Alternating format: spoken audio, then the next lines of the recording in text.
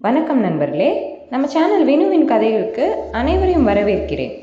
இதில் வரும் கதைகள், கவிதைகள் உங்களுக்கு அனைவருக்கும் பிடித்திருந்தால் மறக்காமல் என் சேனலுக்கு சப்ஸ்கிரைப் செய்து எனக்கு ஆதரவு தாருங்கள்.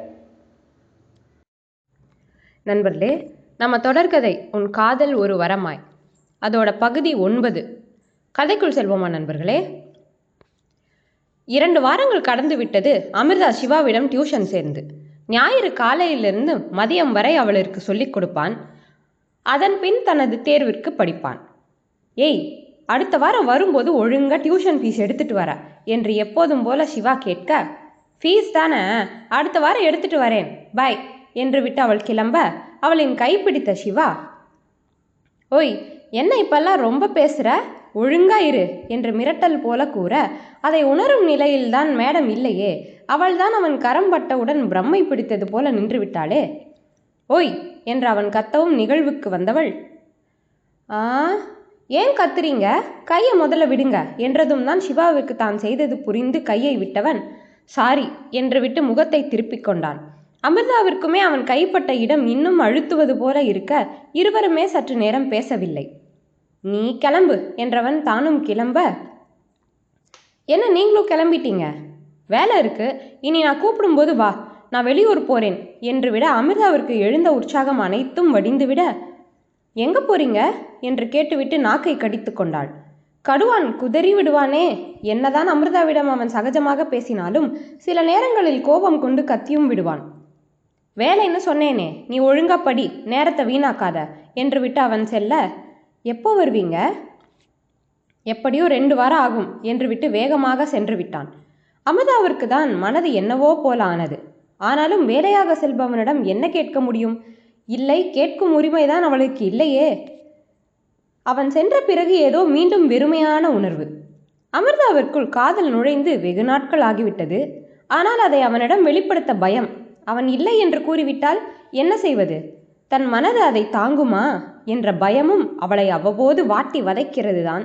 இருந்தாலும் நல்லதே நடக்க வேண்டும் என்று கடவுளிடம் வேண்டுதல் வைத்து கொண்டு இருக்கிறாள். ஆனால் கடவுள் இவள் வேண்டுதலுக்கு செவிசாய்க்க வேண்டுமே.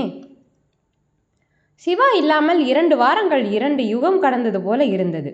இதில் வேலை வேறு அவளுக்கு அதிகமாக சரியாக படிக்கவும் முடியாமல் போனது. சரியாக 2 வாரங்கள் கழித்து அமிர்தா அவனுக்கு அழைக்க அவன் அழைப்பை ஏற்கவில்லை.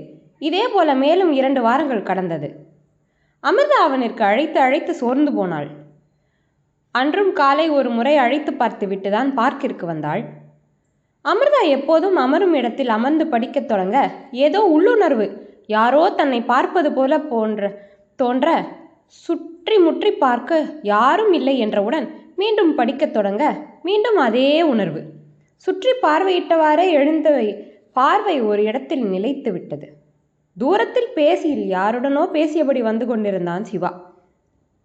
வந்துட்டாரா, என்கிட்ட சொல்லவே இல்லை என்று குறைபட்டு கொண்டவள், வரட்டும், நாம படிக்கிறது போல உட்கார்ந்துடுவோம், அவரா வரட்டும் என நினைத்து கொண்டு அமிர்தா தன் இடத்தில் அமர்ந்து படிப்பது போல பாவலா செய்து கொண்டிருக்க ஆள் வந்தபாடில்லை. என்னது இது, இந்நேரம் வந்திருக்கணுமே, ஏன் வரலை, ஒருவேளை வெளியில போயிட்டாரா என்று தனக்குள் கூறிக்கொண்டு எழுந்து சுற்றுமுற்றும் பார்க்க பக்கத்தில் இருந்த மரத்தடியில் அமர்ந்து படித்து கொண்டிருந்தான். இப்ப கூட எனக்கு பேசணும்னு தோணலை பாரேன் என்று நினைத்தவள் தனது புத்தகத்தை எடுத்துக்கொண்டு அவன் இருக்கும் இடம் நோக்கி சென்றாள்.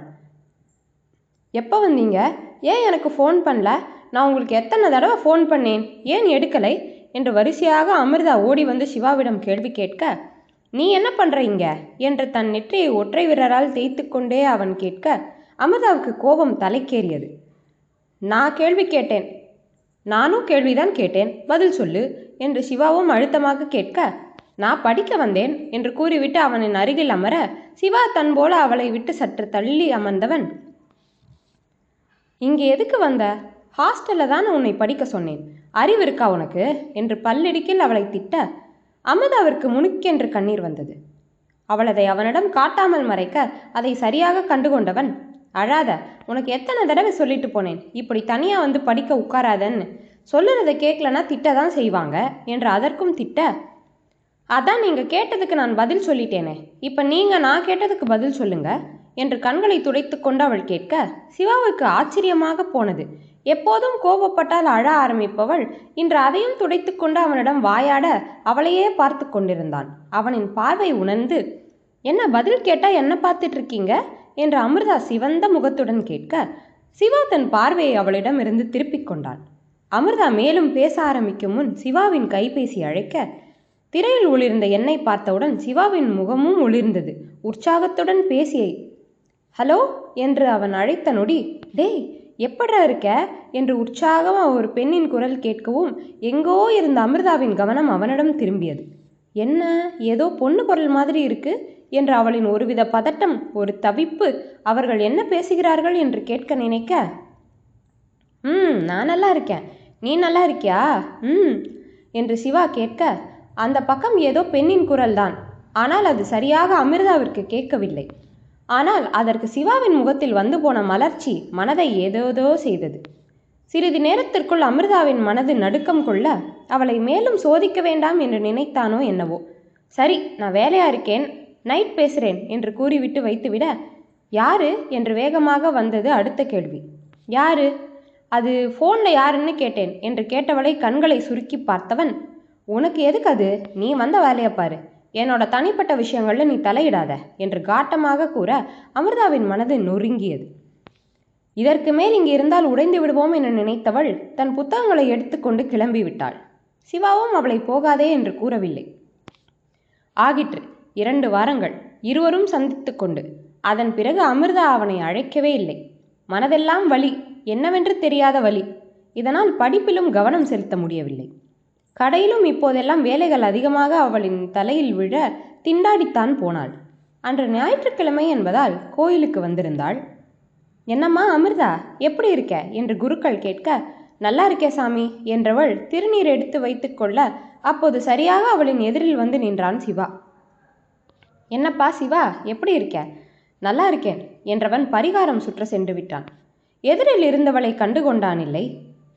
அவன் செயலில் அமிர்தாவிற்குத்தான் மனது இன்னும் காயம் கொண்டது.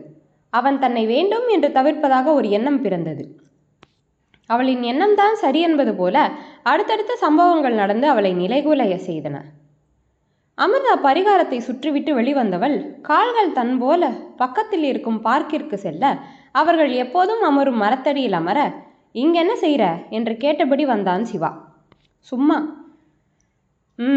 படிச்சியா? அடுத்த மாதம் உனக்கு எக்ஸாம் என்று கூற, தெரியும். நல்லா எழுதி ட்ரை பண்ணு என்று கூற அவனை திரும்பி பார்த்தவளுக்கு ஏனோ அவனை தவிர்க்க முடியவில்லை. என்னால் படிக்க முடியல, வேலை அதிகமாக இருக்குது, ரொம்ப கஷ்டமாக இருக்குது, முன்னாடி படித்தது கூட இப்போ மறந்து போனது போல இருக்கு என்று படபடவென அவள் கூற அவளை ஆழ்ந்து பார்த்தவன், அப்புறம் எதுக்கு பொய் சொன்ன என்று நிதானமாக கேட்க, அது எனக்கு உங்கள் மேலே கோபம் என்று மனதில் அழுத்தியதை உடைத்துவிட, அதுக்கு நான் என்ன பண்ண என்று அவன் அசராமல் கேட்க, என்ன இப்படி பேசுகிறீங்க, அன்னைக்கு எப்படி பேசுனீங்க, எனக்கு எவ்வளோ கஷ்டமாக போச்சு தெரியுமா என்று மூக்கு விடைக்க அவள் கேட்க, என்ன சொன்னேன், என்னோட பர்சனல் விஷயத்தில் உள்ளே வராதுன்னு சொன்னேன், இதில் என்ன இருக்குது? என்ன பர்சனல் கேட்டாங்க, ஃபோனில் யாருன்னு கேட்டால் அது பர்சனலா? அதை கேட்டு தெரிஞ்சுட்டு நீ என்ன பண்ண போகிற? அது நான் சும்மா என்று திக்கி திணற, சரி அதை விடு, இப்போ என்ன செய்ய போகிற? அடுத்த மாதம் எக்ஸாம், அதுக்கும் அடுத்த மாதம் எனக்கு எக்ஸாம் இருக்குது, அதனால் அடுத்த வார காலை 10 மணி என்று நேரத்தை காட்டிவிட்டு அவன் எழ, அதுவரை அழுது வடிந்த அவளின் முகம் அவனின் பேச்சில் விசிகசிக்க, அப்புறம் படிக்க மட்டும்தான் வரணும், இல்லை வராத, தேவையில்லாத டிஸ்ட்ராக்ஷன் நல்லதுக்கு இல்லை, இப்பெல்லாம் அடிக்கடி ஆகிற. இல்லை அப்படியெல்லாம் இல்லை, அது நான் சாதாரணமாக தான் கேட்டேன் என்றவளுக்கு மனதின் தவிப்பு அதிகரித்து விட்டது. அவன் தன்னை கண்டுகொண்டானோ என்று. மனதில் காதல் புகுந்தால் திருட்டுத்தனமும் சேர்ந்து விடுகிறது. உன் வாய் தான் அப்படி சொல்லுது. இங்கே பாரு அமிர்தா, நம்மளை மாதிரி வாழ்வாதாரமே இல்லாதவங்களுக்கு நல்ல வேலை கிடைச்சாதான் வாழவே முடியும். இது உன்னோட வாழ்க்கை, இதில் மட்டும் நீ ஜெயிச்சிட்ட உன்னோட வாழ்க்கையே மாறிடும், அதனால் கவனமாக இரு என்று எச்சரிப்பது போல கூற அமிர்தாவிற்கு நெஞ்சம் கனத்து போனது. அவன் கூறுவது நிஜம்தானே? நான் படிப்பதற்குத்தானே அவனிடம் வந்தேன், ஆனால் அதை மறந்து இப்போது என்ன செய்து கொண்டிருக்கிறேன்? இது தப்பு, ரொம்ப தப்பு என்று மூளை கூற மனதோ வேறு ஒன்றை கூறியது.